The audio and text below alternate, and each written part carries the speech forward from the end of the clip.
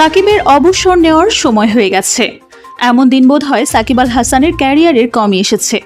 দক্ষিণ আফ্রিকার বিপক্ষে করেছেন মাত্র 1 ওভার, উইকেট পাননি, দিয়েছেন 6 রান।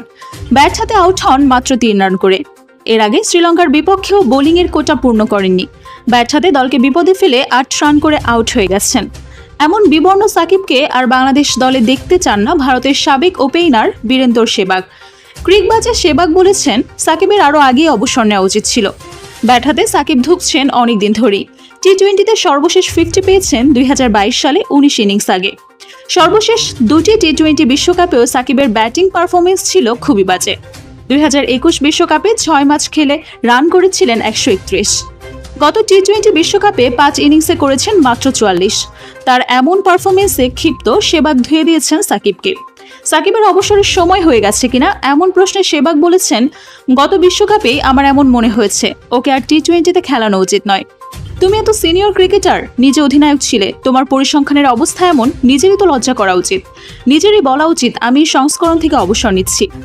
তিনি আরও যোগ করে বলেছেন, আমি তো দ্বিতীয় কিংবা তৃতীয় বিশ্বকাপ যেটা শ্রীলঙ্কার হয়েছিল, তখন ডেল স্টেইন, মর্নে মর্কেল আফগানিস্তানে একটা পেসার ছিল। স্বাচ্ছন্দ্যে আমি যখন ওদের মারতে পেরেছি, নির্বিচারদের বলে দিয়েছিলাম আমাকে যেন টি-20 দলে রাখা না হয়, আমি ওয়ানডেও টেস্ট খেলবো না।